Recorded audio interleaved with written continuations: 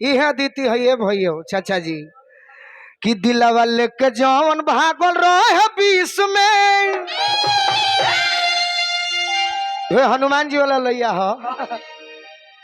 कि दिलवा लेके जौन भागल रहे बीस में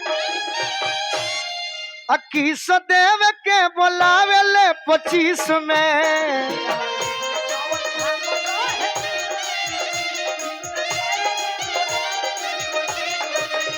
दिलवा लेके जौन भागल रहे 20 में किस देव के बोलावे ले 25 में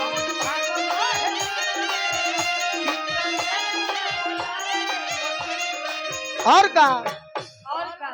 कि हैप्पी न्यू ईयर बोले इंग्लिश में हैप्पी न्यू ईयर बोले इंग्लिश में किस देव के बोलावे ले 25 में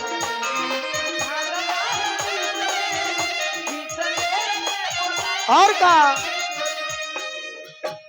पहिला प्यार के उ नइखे हो भुलाइल तब नया साल में याद हमारा आइल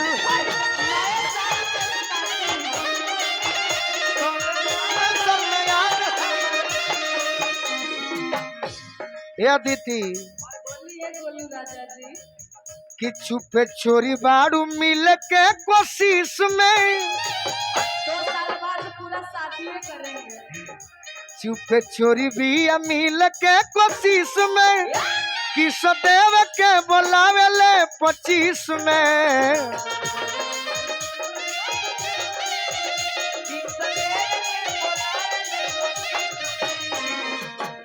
जौन भागल रहे 20 में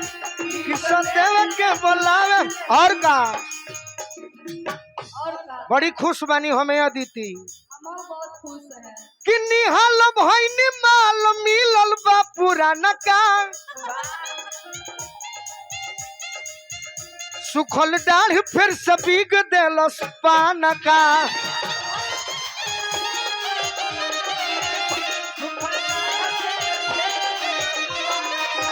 निहाल भइनी माल मिलल बा पुराना का सुखल डाढ़ फिर से बिग देलस पान का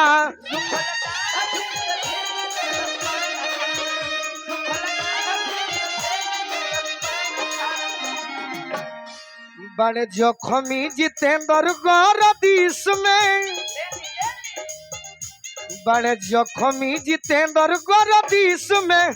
किस देव के बोलावे ले 25 में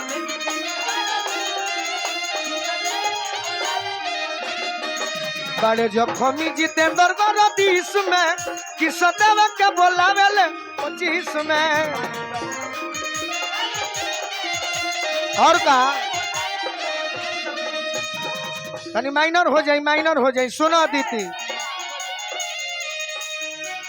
मैटर हम दी लेनु कहाँ बा भगिना हमार वेल भोजपुरी से जीजा जी मैसेज कैले है हमारा के छोड़ देलू पागल के हाल में नया साल में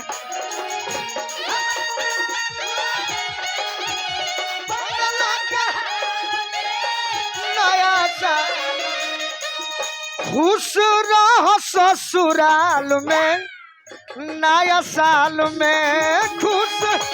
रहो ससुराल में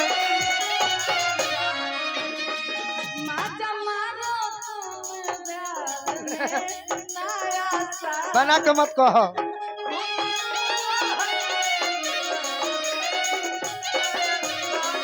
सुनो मन जब परी कुआर वाला मीटी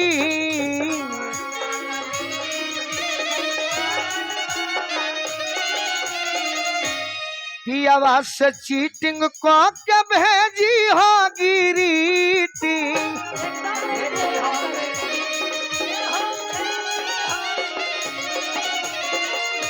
हो नवे पदई दी हो नवे पदई दी हो चुमा दही न गाल में नया सा साल में खुश रहो ससुराल में नया साल में।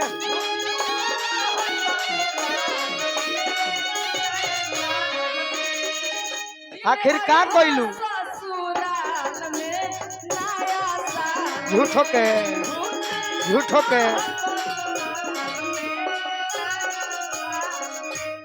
आखिर तो देवे कोइलू जिंदगी उजारी।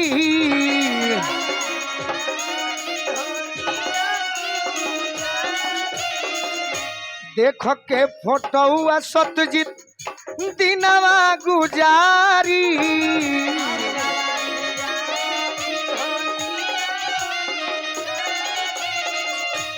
हमारा संगे रही तू तो घट जैतू रह तू तो संगे पिकनिक मनित नैनीताल में नया साल में। अरे खुश रहो ससुराल में नया साल में।